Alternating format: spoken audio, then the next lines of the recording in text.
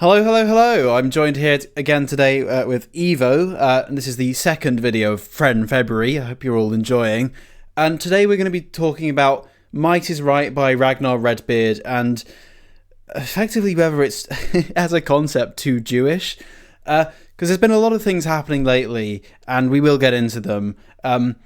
The naked power of the American regime, of a certain faction, and we've had the idea of Might is Right floating around our circles for, a good while now. And so we wanted to talk about whether that is the right approach, whether the lessons and, the words in the book are words we should live by, whether they're too extreme, whether we should actually fall back on morality.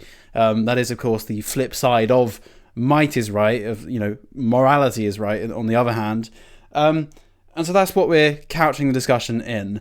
So, Evo, I don't know if you want to introduce the... Yeah, because you read the book. Do you want to introduce the concept of the book? Where the book is coming from, where Ragnar Redbeard is coming from in Might is Right. Yeah, absolutely. Yeah, thanks for having me, by the way. Of course. Yeah, so I mean, in a recent video, yeah, you had a beginner's guide to the right. No, sorry, your recent video was a beginner's guide to the right, and you said this was, akin to a Bible for the right, if anything could Yes. be. And I mean, it does have some quite simple fundamental principles outlined in the book. And I guess the starting point is that the world is material, right? So there isn't this sort of spiritual woo-woo nonsense, no real like objective morality. One could say nothing like really, baked into the universe saying things are right or wrong. The same with human rights. This is just a sort of man-made concept for those who are sort of those societies that have the luxury to even think of it. So yeah, we have we have a material world, and then, well, what is the natural state in that material world? Well, it's a natural state of, well, it's constant war. There's predation of animals on other animals. There's, competition between humans for finite resources. And then the question is, well, what happens in this constant war, in this material world? Well, there are humans beings, but unlike the founding constitution of the US, we're not born equal. We are, we are strong or we are weak. There's not really this sort of level playing field where everyone is exactly the same. No, we have winners and losers. And so if we summarize all of this, we have a material world with no objective justice where there is a constant war between the strong and the weak. And and so sensibly the only definition of right that we could really have or that's sensible is whatever allows the strong to keep winning. And I guess this is a simple concept, but yeah, good is just whatever helps you win, and I guess bad is crudely whatever makes you lose. So that's, I guess, what I took away from the book. Yeah, that's right. I believe the guy, Arthur Desmond, writing under the pseudonym of Ragnar Redbeard, I believe he was an atheist, and therefore there is no God, according to him. There is only objective material reality, or at least as we perceive it. We come from nature. We are animals of nature. He was a Darwinist. He believed in evolution. And in the natural world, there is a constant struggle. That is the order of the natural world. People are unequal, as you say. The strong survive, the weak die off, at least, in a perfectly natural world. And so there is no objective morality or objective justice. There is only what you can effectively do. It's like the thing, you can just Yeah, do things. it's just you do what you do. Yeah, you can do what you can get away with.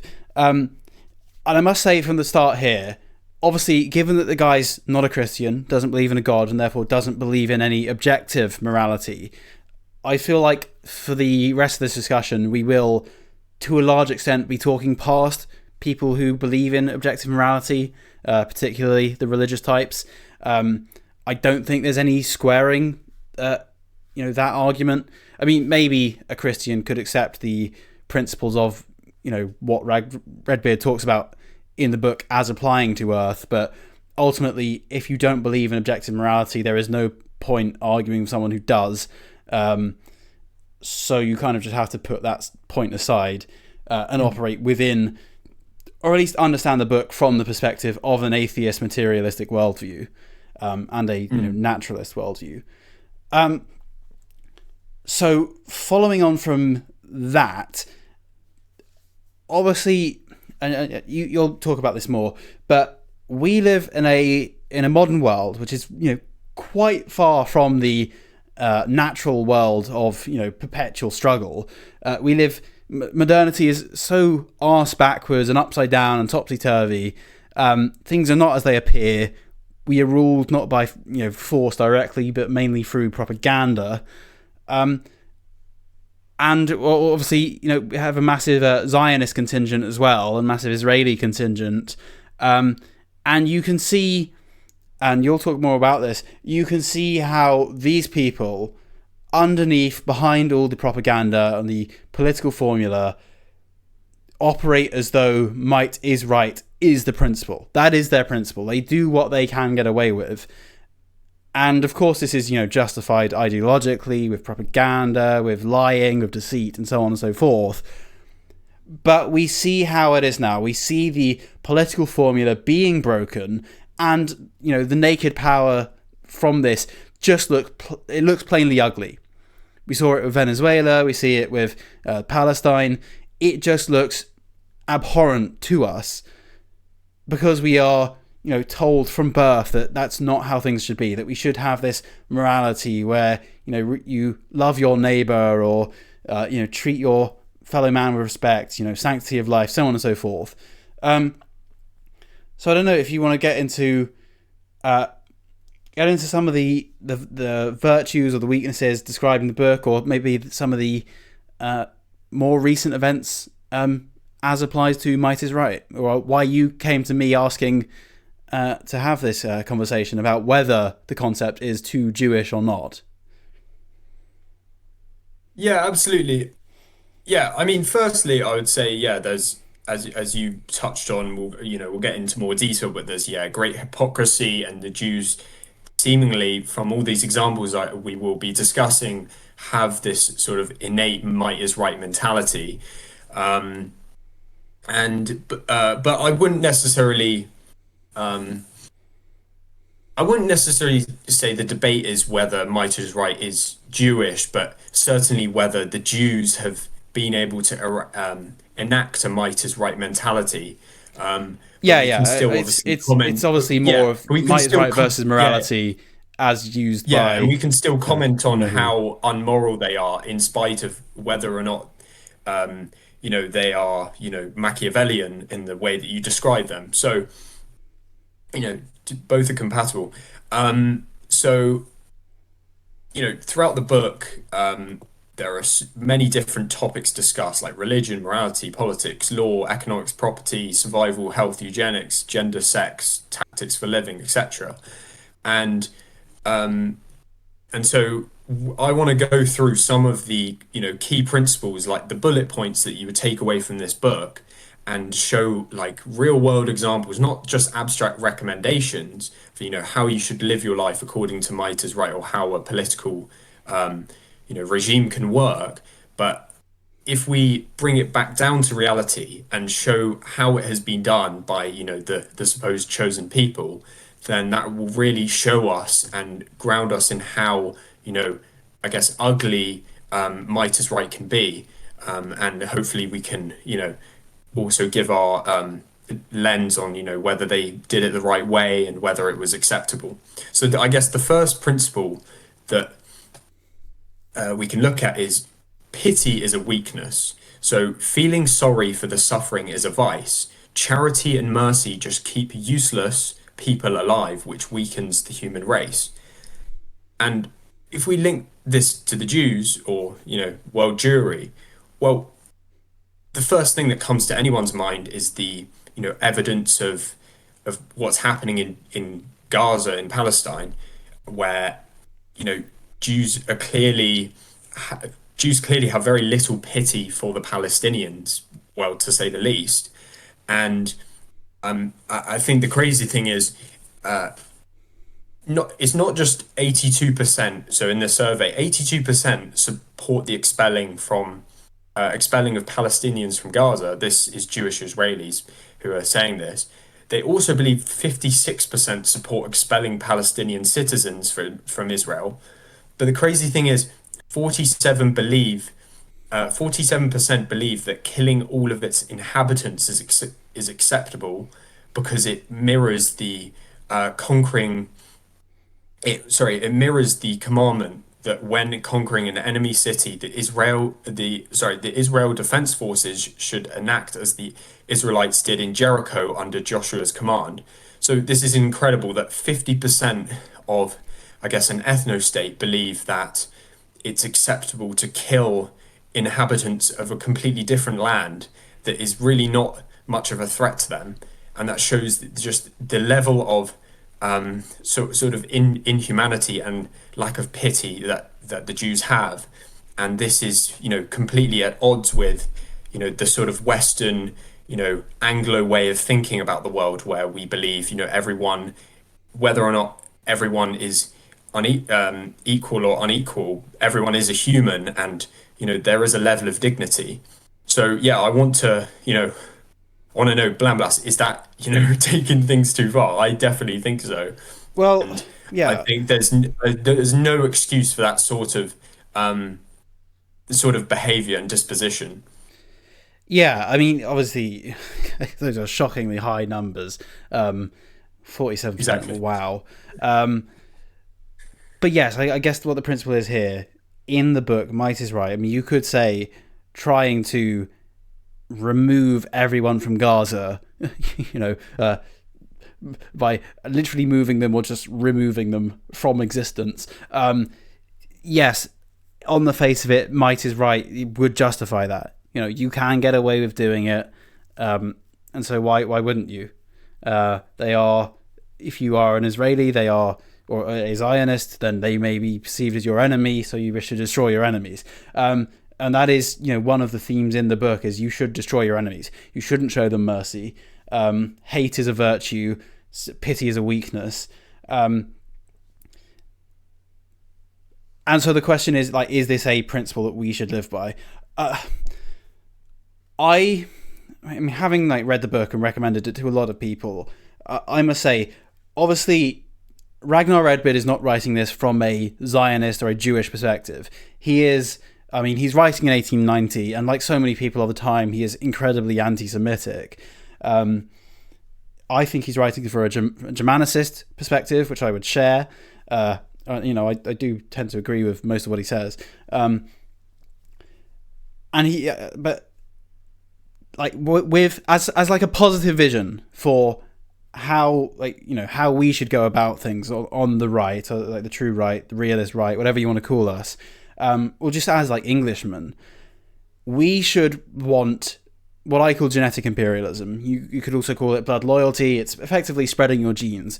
So your loyalty should be first to your family, then to your extended family, then to your clan, then to your nation on the whole, maybe then to your subracial group or your tribe, so the Germanic tribe in broad terms, and then to race and so on.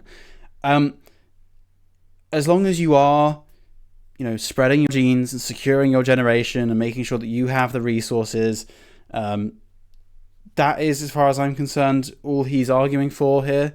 He's not saying that killing off everything else is not necessarily a good thing. It's not part of the recommendation of the book. But on the surface of it, yeah, it is. It is taking a might is right position to do these naked power moves, naked mass killing of Palestinians. And I don't have a dog in the Palestinian fight, of course, but yeah, the numbers are shocking, and they are Cut antithetical. out for me, sadly. Oh, that's not good. I'll be heard on the recording, so it should be fine though.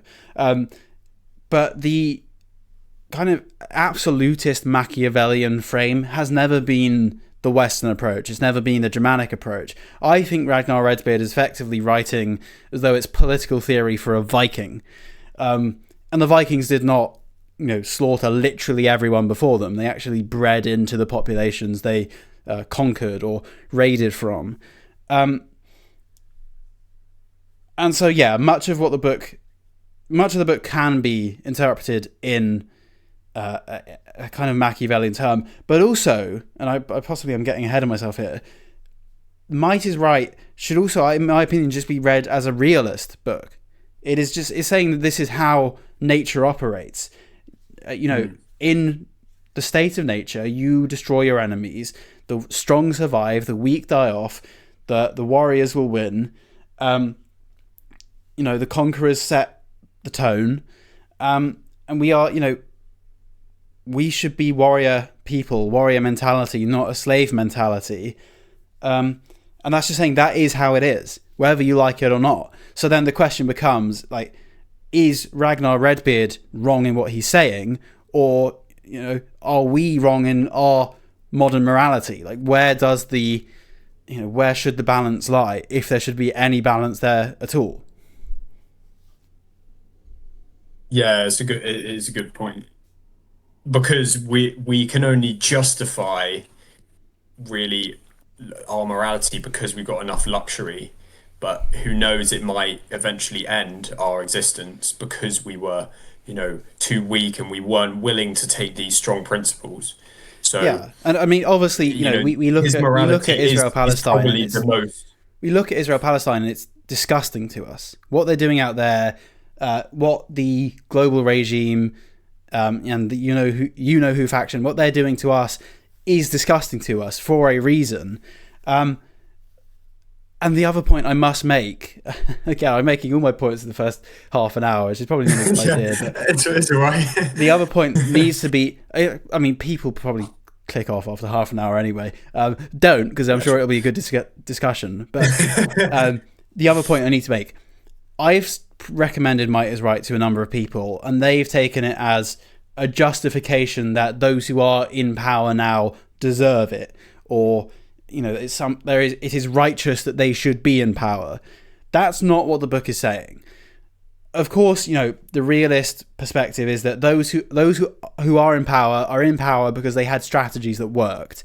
So these are the consequences of strategy.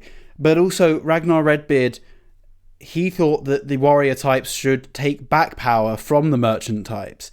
The reason it's not a moral justification, though, the perspective that we must have, and this is what I was getting at with the genetic imperialism, blood loyalty stuff, is I don't support the current ruling factions, and I don't support Israel, I don't support other nations, because they are not my people. They are not genetically close to me, they don't have the same incentives as me, so I want the best for my family, my clan, my kin, and my nation, because it is my nation. Everyone should be fighting to have their nation be on top and be dominant, regardless of how strong they actually are, and let nature decide, let history decide who wins and who loses. So it's not a justification for saying, oh, the rulers deserve to be on top. No, it's just they are on top because of their strategy.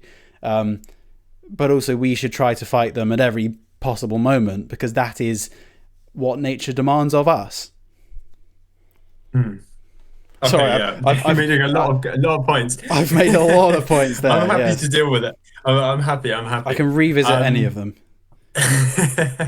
No, it's got a lot of good points. So I guess the next principle would be hate is a virtue. So I guess this is like the opposite to pity as a weakness.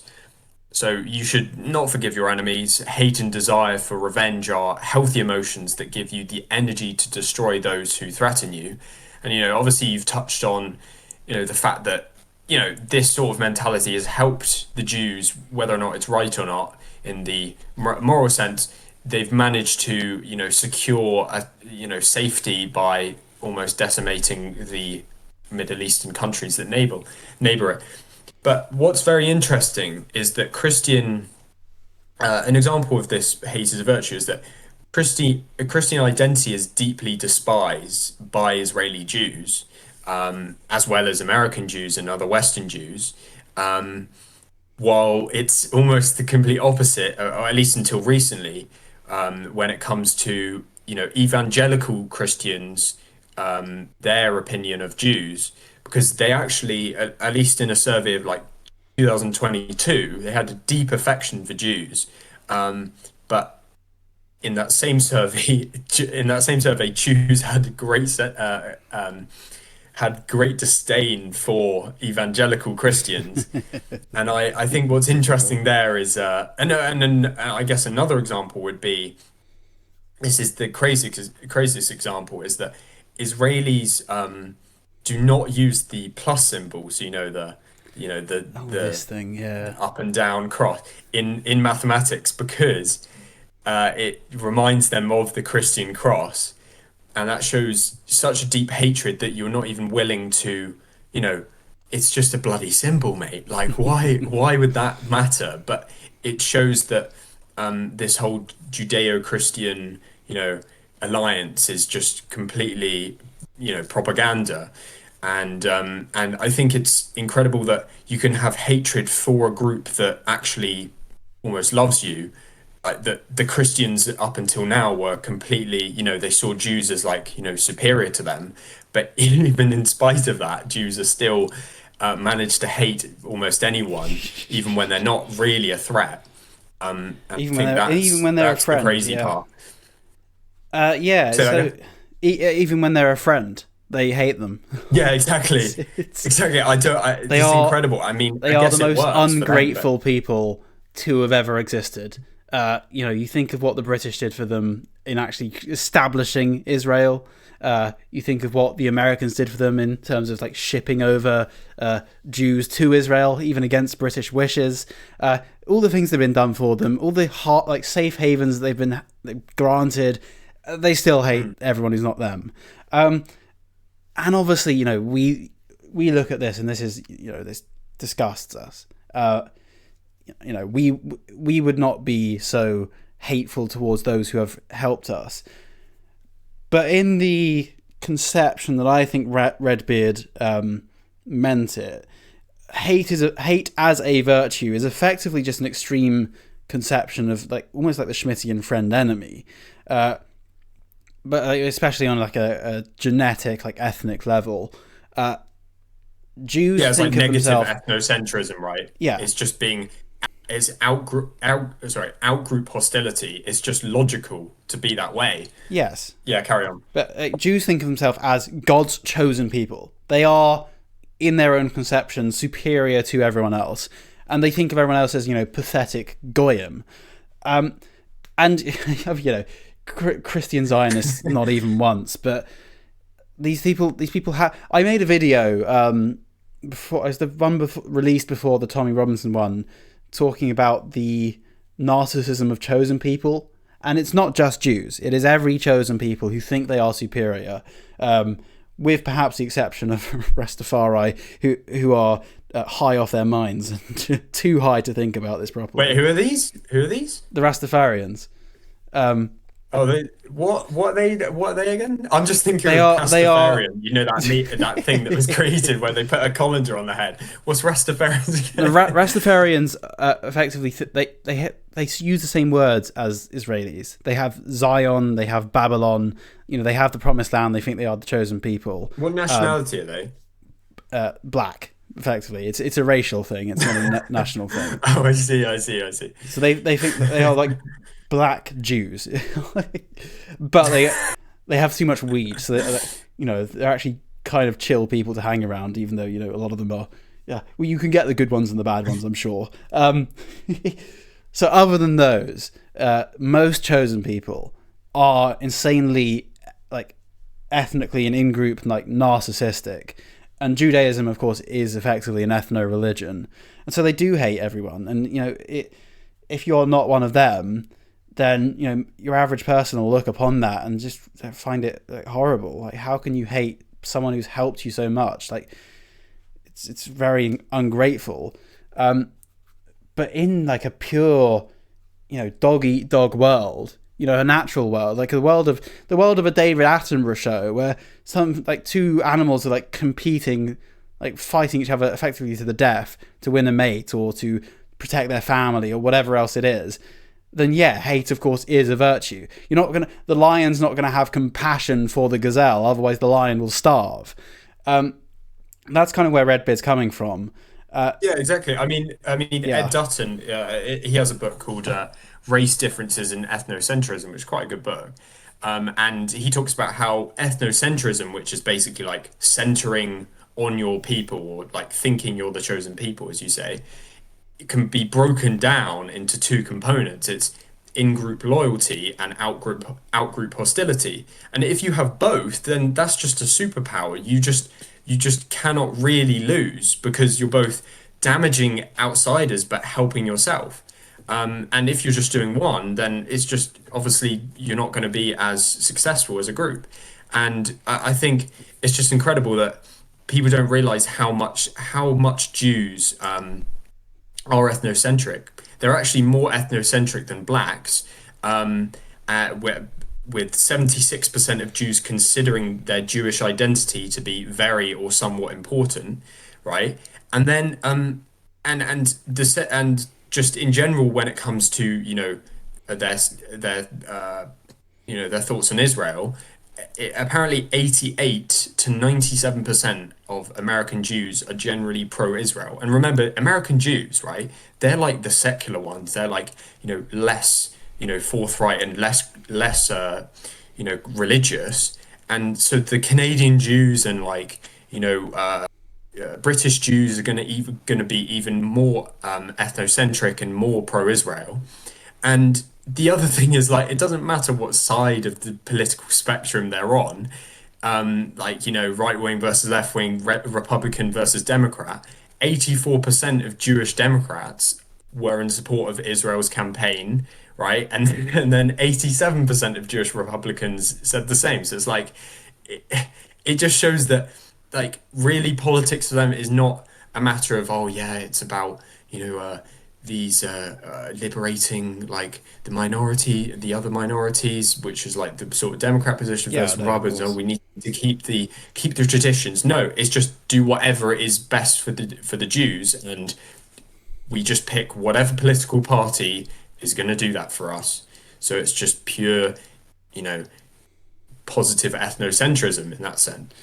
yeah. No, of course the politics, the propaganda is all just bullshit. Everyone who's serious knows it's bullshit, but still most people from the mass probably buy into it.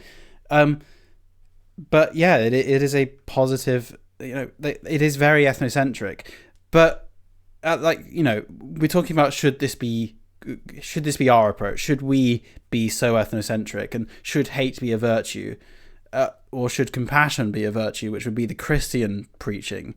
I'm sure I'm going to piss off Christians whenever I say Christians believe X, Y, or Z. Whatever.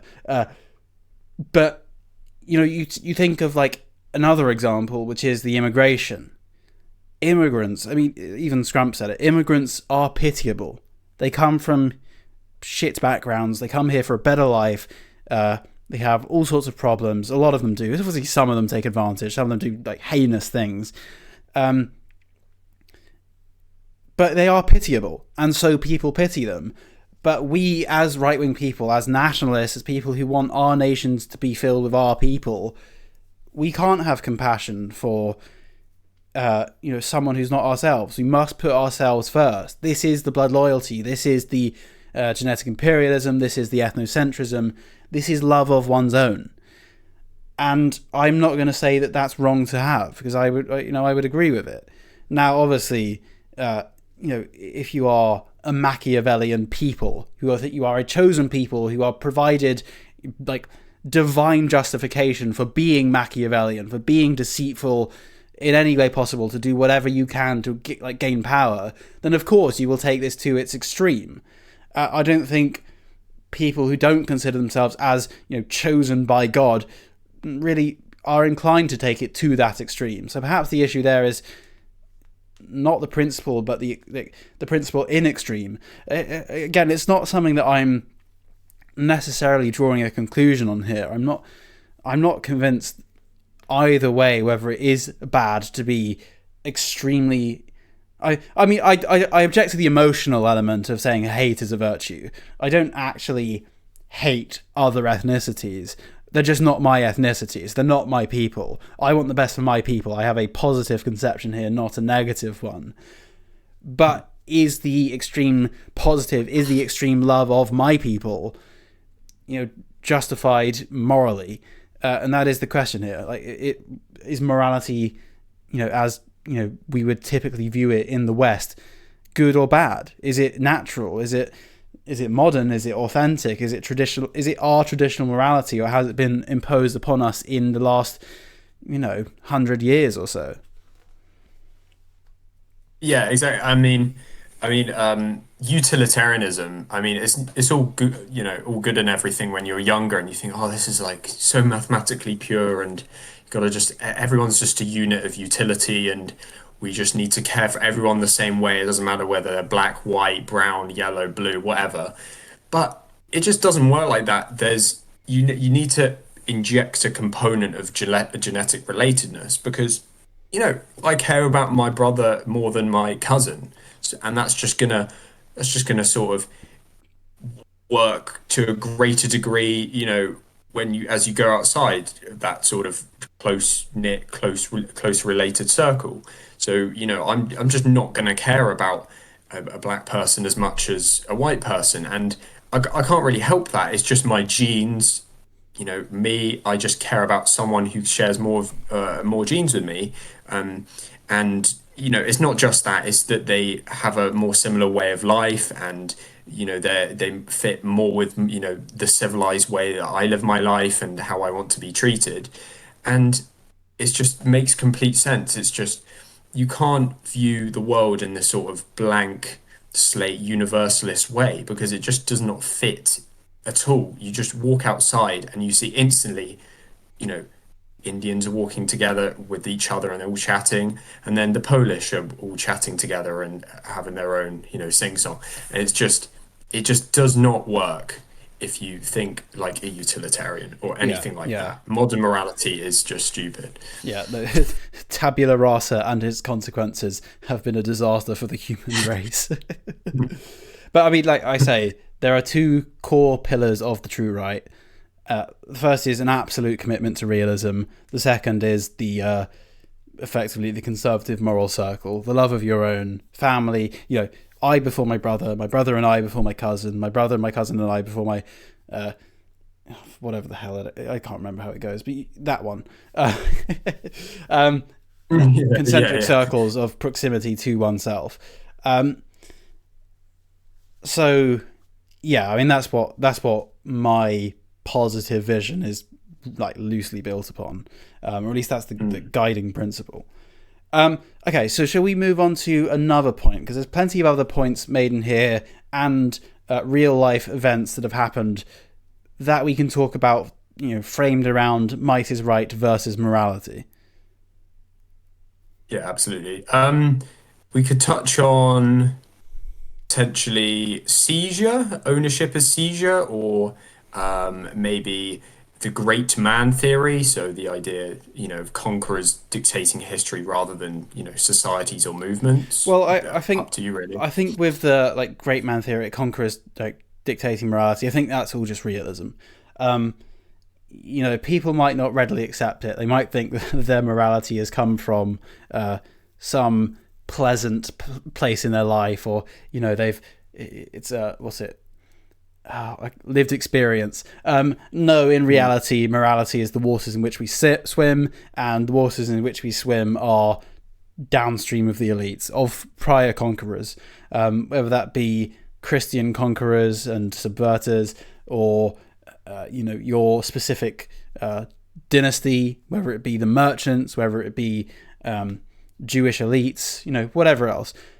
Uh, should we talk about instead the idea of rich people deserving their wealth because they had the ruthlessness to get it?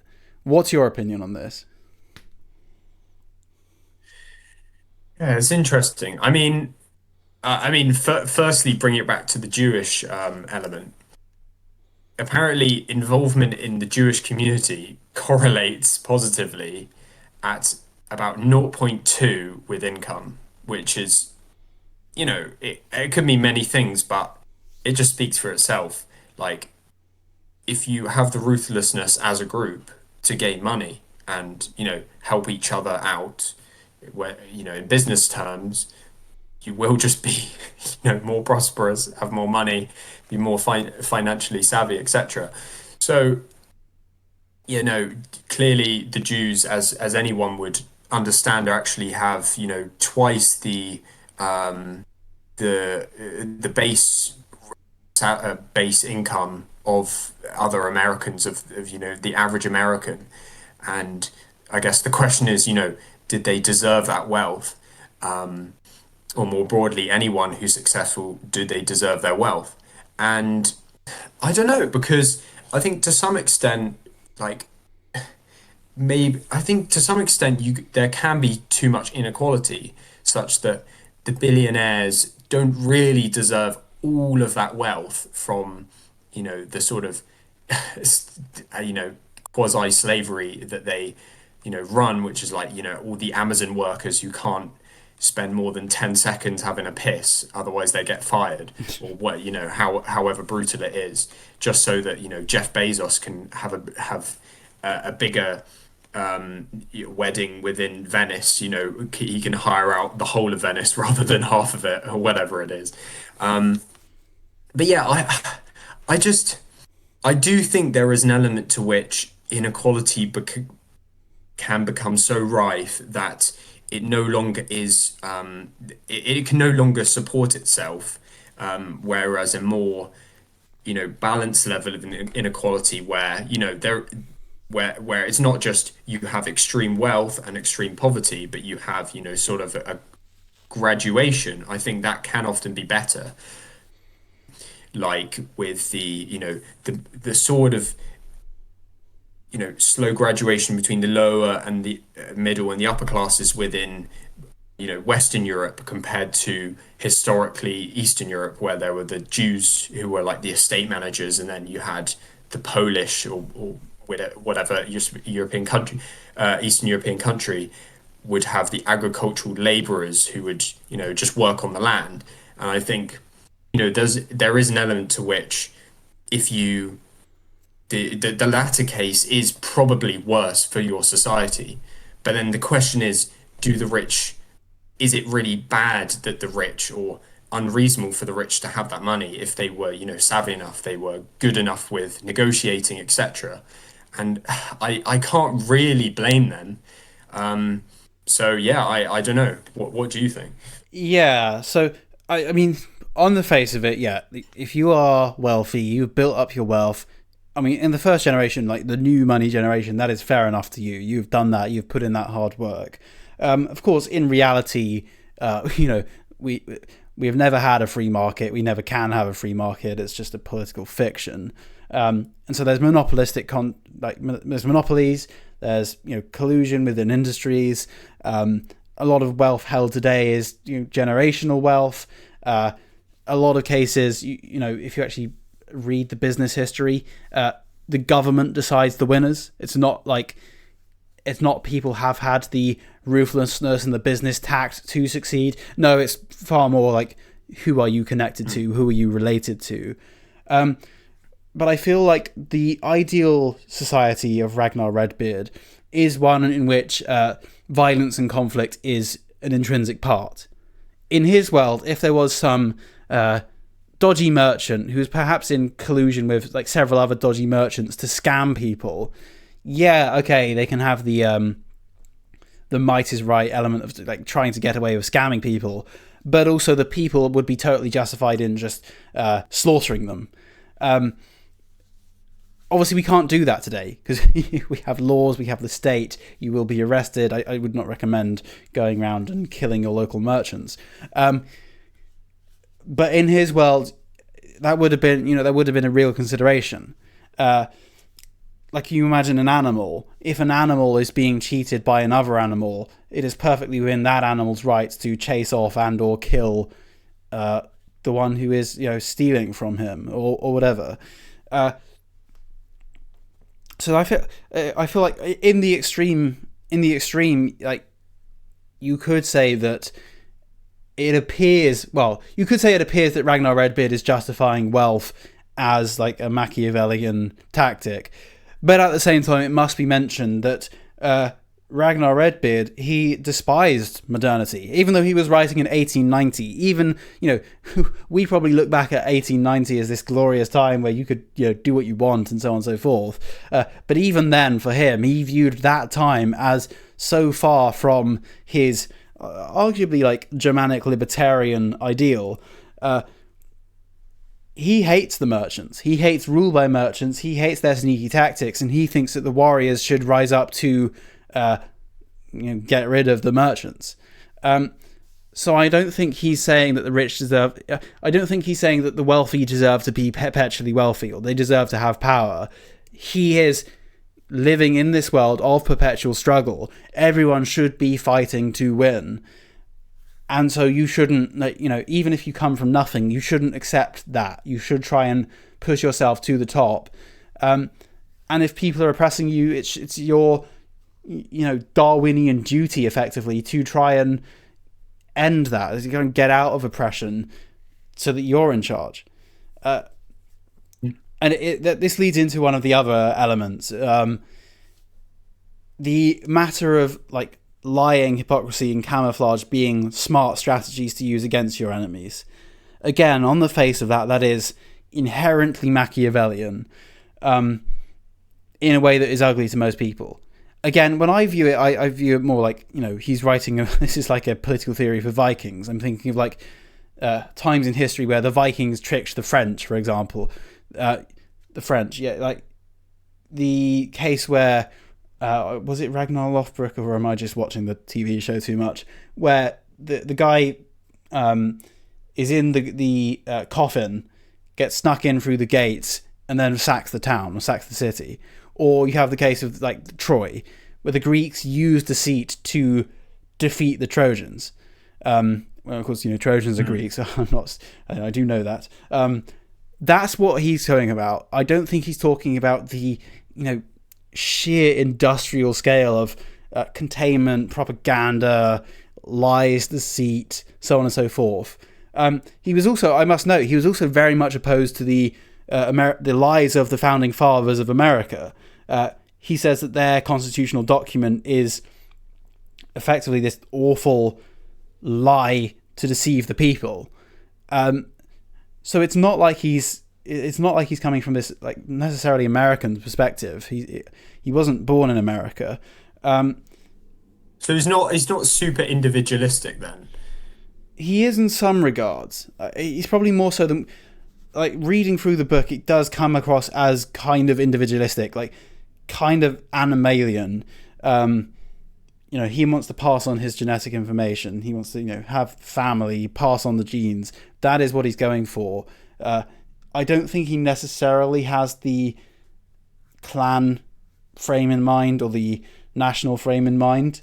Because he's wasn't he from Australia or something? So he probably does have that sort of Anglo low clannishness probably, baked into his way of viewing the world. So maybe that's one reason why, while he says you should do things for your pack, he's maybe not necessarily referring to an ethnic group per se, but just more like family and alliances that you've made.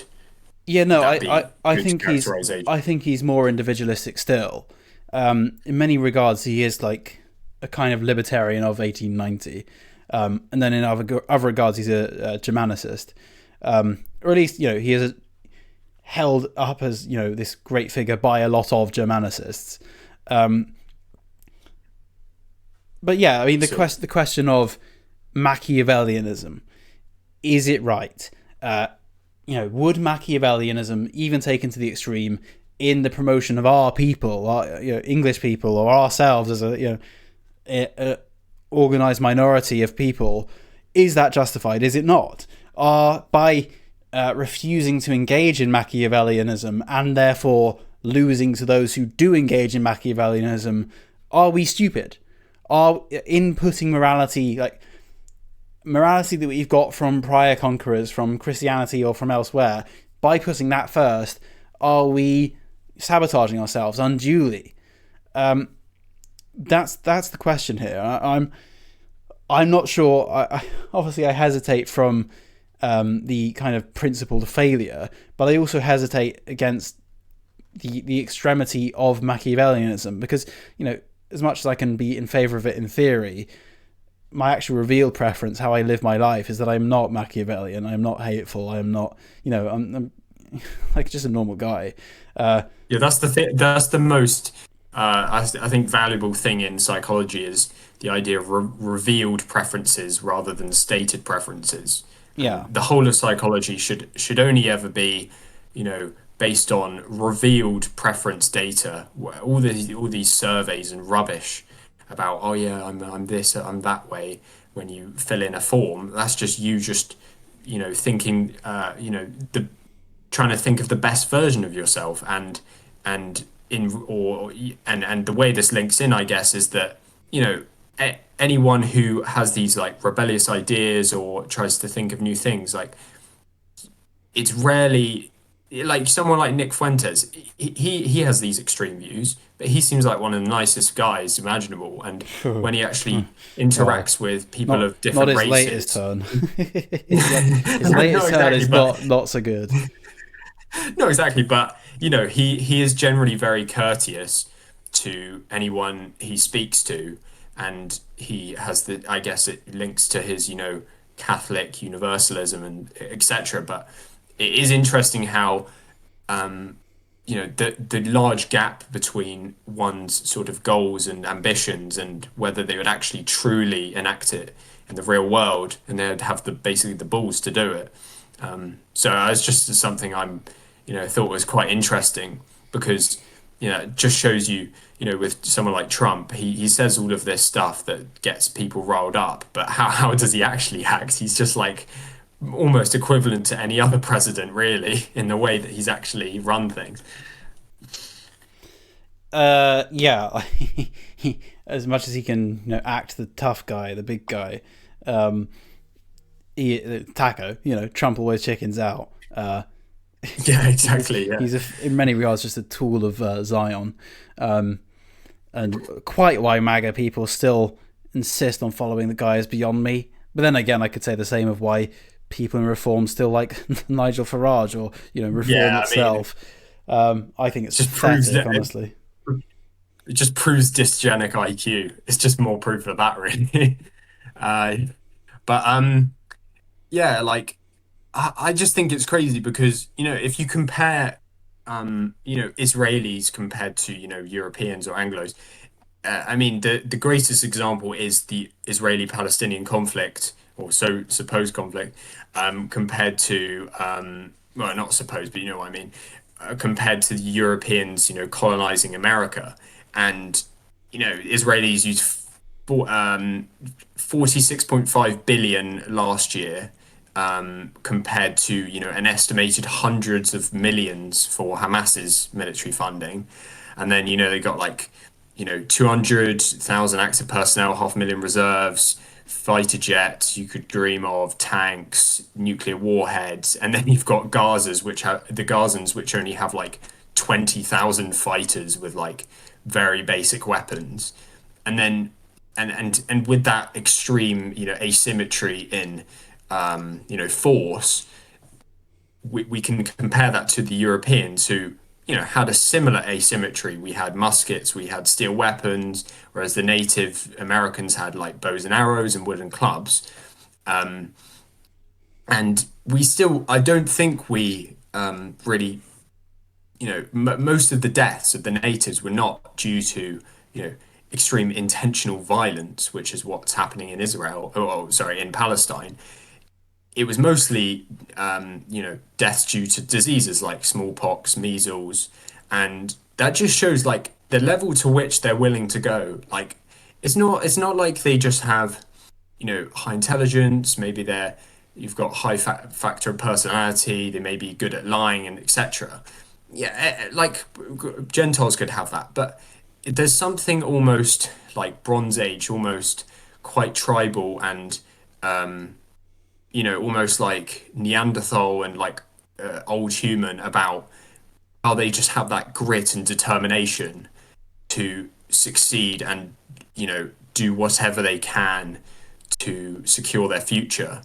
And I just think that's just such an crazy, just difference, and the level is just incredible. And maybe it's because they're all together in an ethno state by themselves, and a slight level of Machiavellianism can just be sort of exploded through the roof when everyone else thinks the same way. But it's just incredible. It just unfathomable. I can't even say it, but it's just crazy how much of a That's difference staying there in, is by in the the way way. that Europeans act compared to Israelis. It's just unbelievable.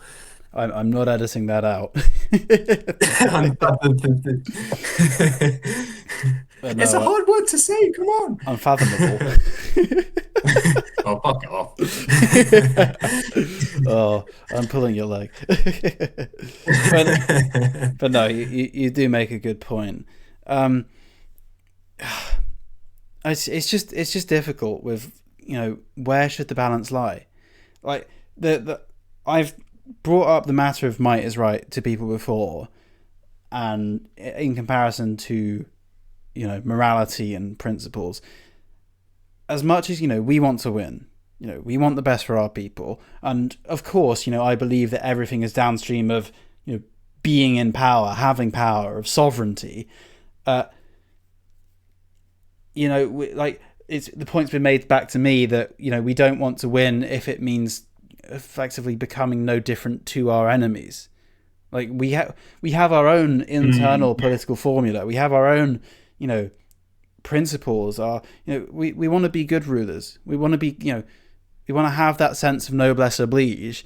And if you are adopting all the same tactics that are used against us, against the same people as us once we're in charge, that's not going to fly. People aren't going to be happy with it. It's why I've recently been promoting the book Bolsheviks, but it's why people left the Bolsheviks, because it was just too Machiavellian, too ruthless, too unprincipled, too much of a deviation from the authentic vision of Karl Marx. Not a vision I'd agree with or subscribe to, but a lot of people did, and then the Bolsheviks were too far from that it turned a lot of people off. But then at the same time, they were these utterly ruthless bastards, and you still have a load of Marxist-Leninists, you still have a load of tankies, you still have a lot of supporters of this regime, despite the horrors that they caused. Same with any regime. Any regime rises through horrors. It's a question of, do we want to sell out our principles? Do we want to lose everything we stand for in fighting for our own power? But also, on the other hand, is the issue with ourselves? Do we just not have the stomach for power? Do we actually have the will to power? If power requires a sacrifice of principles, do we want power? Are we prepared to go there? And if not, what are we doing here? If we're just going to always complain that everything is oppressive, then maybe we're in the wrong business. Maybe we're just complaining. Maybe we're just yelling at the clouds. So it's an open question, and it's very topical, especially now with stuff like I had Scrump and Harry on to talk about the performative sadism of in the online right, but specifically of like the fake right, the Daily Wire types around Venezuela and the Greenland, and of course Israel Palestine is another issue. It is just like naked power is so disgusting.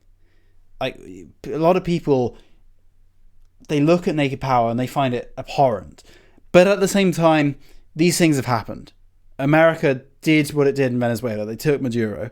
Israel is doing what it's doing in Palestine, and it's done plenty of things like that in the past. If things were to stabilize and 20, 50, 100 years were to pass, would we care about it as much then as we do now? Things will move on. Propaganda will come out. It probably will end up being justified. So maybe we are too short-term focused. Maybe we are too in the moment. But also at the same time, maybe I am too Machiavellian in theory, or maybe we shouldn't go to these extremes. It really is an open question. And might is right. I do recommend everyone to read it. It's free. It's in public domain. You can read a PDF. It may end up being published by our guys at some point, and I would recommend supporting our guys in buying that if you want the physical copy. But it is free. I do recommend it, and reach your own conclusions. I found it to be an excellent book, and I agree with most of what's said within it. And there is plenty more said than what we're talking about here today. He talks about women. He talks about Christianity a lot. He talks about the fakeness of the American Declaration of Independence and Constitution. But no, the issue of the day is Machiavellianism of might is right versus morality, where we should stand. That is an open question that the right, frankly, needs to answer if it has any plans on gaining power. If we can't answer this question, we're lost. We need to have an ideological unity on this matter. As every successful faction has had before. Unfortunately, this is not the times of armies fighting armies in an honest manner. If ever such a time existed, by the way, which I'm not necessarily convinced it did. Maybe in a brief period of imperial history, maybe. But no, we need to we need to answer this question. And I think we've said enough about, is it too Jewish? Is it something we should go for? I feel like I've not exactly committed to my position. I think I lean more towards saying that might does make right on a realist level. Obviously, you need to wrap it up with some justification. And, I'm not saying, when I say that, I'm not saying our justification has to be fictional or fabricated. We do have real justifications. The promotion of our nation with remigration of something, that is a solid justification. But without it, it just seems horrible to the average person. So I lean more to might is right, but I want to give you this chance. What is your instinct with this? Do you lean towards might is right? Do you lean away from it and towards morality of some other description and source? So what say you? Yeah, no, it is a very profound question. I think for me, might is right is completely acceptable within your own society. You can practice eugenics. You can, filter out the weak. Maybe not necessarily through, some sort of sterilization or, killing off, those that are disabled, etc. But I think it's completely justified with your own people to do what will make your society the healthiest and the strongest. I think the only places that you can really have any touchy feelings is when it comes to conquering and maybe undeservedly sort of wiping out other cultures. And I think that's where everyone has a bit of an ick. Maybe not the Jews as we've outlined, but for most people, including ourselves as Anglos, I think there is some human dignity to other groups, whether or not they are our group, they are part of our group. They still deserve some consideration, moral consideration, and I think might is right within your society, and hopefully that society becomes so mighty that it never has to worry about real outsiders. It simply is just stronger within. So, yeah. Yeah, good answer. I suppose I'll give some closing remarks. We've already kind of done so. A couple of clarifications. The book Might is Right is written from a perspective of a kind of natural world. We in modern society live so far from our natural condition, the condition we evolved to live within. We don't live in small tribes. We live as internationalized, globalized nations, national blocks, really.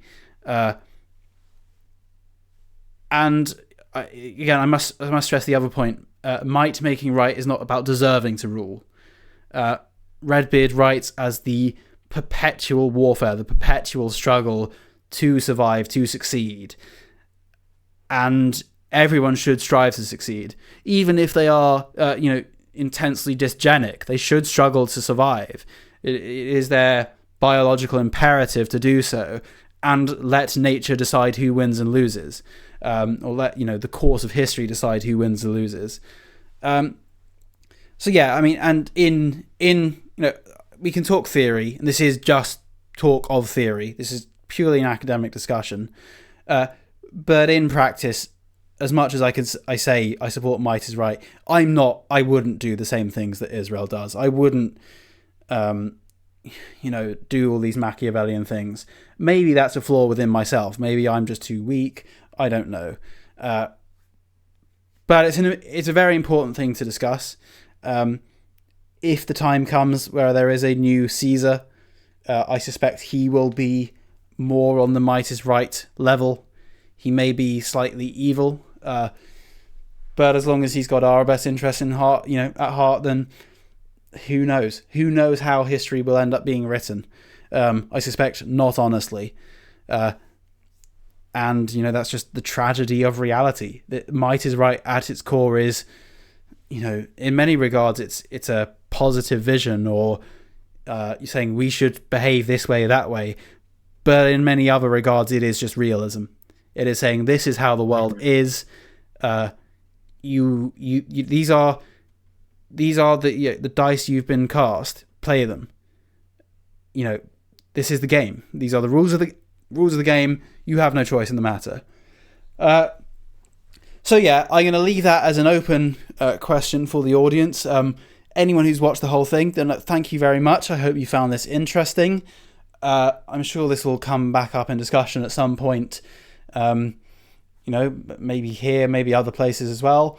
Other than that, Evo, thank you very much for coming on. You've been an amazing guest as always. Would you like to remind people where they can find you? Oh yeah. Oh, cheers. Yeah, just on Substack, I think it's Evo Real, but you'll just yeah, I don't really mind too much. It's more just fun to just discuss this stuff. But yeah, if you just go on Evo, and you'll eventually find it somehow, but I could probably put the link in the description if you want. Yeah, the link will be in the description. No, it's very interesting. Yeah, what? The link will be in the description, yes. Okay, great. But yeah, it's just very interesting for me to, I had to do a bit of research into learning about all this Jewish, hypocrisy and Machiavellianism. Very interesting look into that, and more so the book Might is Right is such a good small pocket-sized summary of reality from a political perspective. So yeah, thanks Blamblas for the recommendation, and yeah, I'd suggest other people should read it. Yeah, I would second that. The language is quite colourful. It's not academic at all, really. I found it a highly entertaining and highly thought-provoking read. Essential reading as far as I'm concerned. Okay, so that's everything. Thank you again for coming on. Thank you to the viewers for watching, or listening, rather. Follow me on Twitter, like and subscribe, join my Discord, all the usual stuff. Buy a channel membership, because there's actually now a good archive of content there for you. This has been the second episode of Friend February. There'll be 2 more, of course, so stay tuned for those. Thank you again, Evo, and until next time, cheerio. Goodbye.